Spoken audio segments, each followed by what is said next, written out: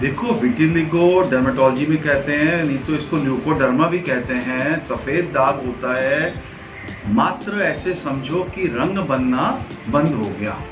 Skin के patch में जो रंग होता है, जैसे हम थोड़े से डार्क स्किन है मेरी, किसी की थोड़ी लाइट है और किसी की स्किन और लाइट और फेयर होती है, तो स्किन कलर जो लाइट होता है या डार्क होता है उसमें एक मेलानिन पिगमेंट होता है जो कि जिसका बहुत बड़ा रोल है। तो जब वो पिगमेंट का प्रोडक्शन बंद हो जाएगा तो ल्यूकोडर्मा, विटिलिगो, सफ़ेद दाग, कुछ भी कह लो, वो होना शुरू होता है। कुछ नहीं, स्किन हल्की होनी शुरू होती है, धीरे धीरे और सफ़ेद और सफ़ेद और सफ़ेद हो जाती है। कोई दर्द नहीं, कोई खुजली नहीं, कोई फोड़ा फुंसी नहीं, बस सिर्फ स्किन लाइट हो जाती है। एलोपैथी, MBBS, हमारी जो इंग्लिश प्रणाली है, इसमें हम लोग खाने के ऊपर ज़्यादा जोर नहीं देते हैं, लेकिन आयुर्वेद और होम्योपैथी में हमेशा बोला जाता है कि नींबू, खट्टा, संतरा, इमली, दही, ये सब नहीं खाना चाहिए। सफ़ेद दाग में पहली बात तो मरीज को ये समझना चाहिए कि इलाज में बहुत टाइम लगता है, कई महीने भी लग सकते हैं, कई साल भी लग सकते हैं, और कभी कभी 4 हफ्ते 8 हफ्ते में भी काफ़ी आराम आ जाता है। इसके लिए खाने की और लगाने की दोनों दवाइयाँ दी जाती हैं। इसमें एक सूरज की किरणों का बहुत बड़ा रोल है। जैसे अब हमको कईयों साल से पता है कि जो हमारी रोशनी लाइट है, वो तो सभी को पता है कि धूप में जाओगे तो स्किन काली हो जाती है, पता है ना। लेकिन विटिलिगो में कुछ दवाइयाँ दी जाती हैं जिनको खाने के बाद या लगाने के बाद सूरज की लाइट देते हैं, और जहाँ पे सूरज की लाइट लेने का टाइम नहीं है पेशेंट को, या व्यवस्था नहीं है, या सूरज, कुछ देशों में सूरज उगता ही नहीं है, डार्क रहता है, तो मशीनों से अल्ट्रावायलेट A, अल्ट्रावायलेट B, 2 किस्म की लाइट है। घरेलू उपाय तो नहीं है।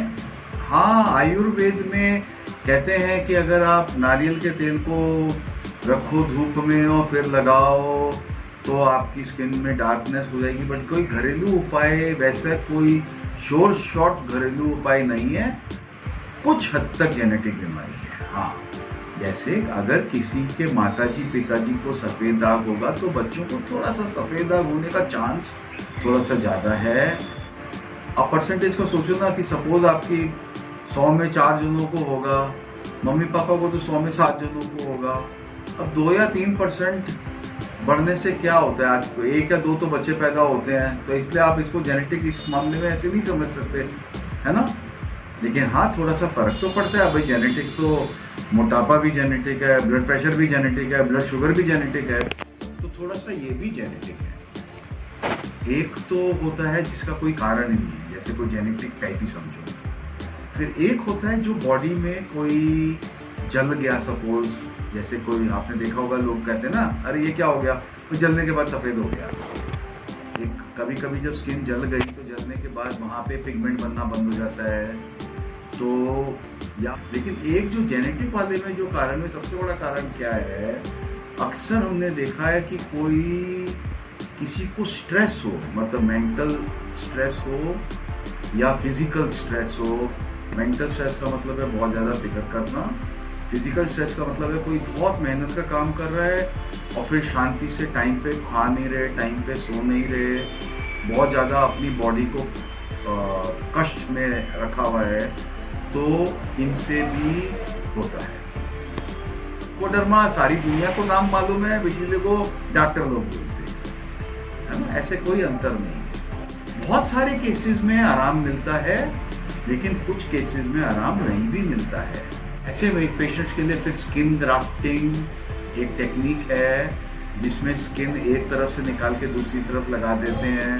एक और टेक्निक है कि आपकी स्किन में से निकाल के कलर बना के निकाल देते हैं।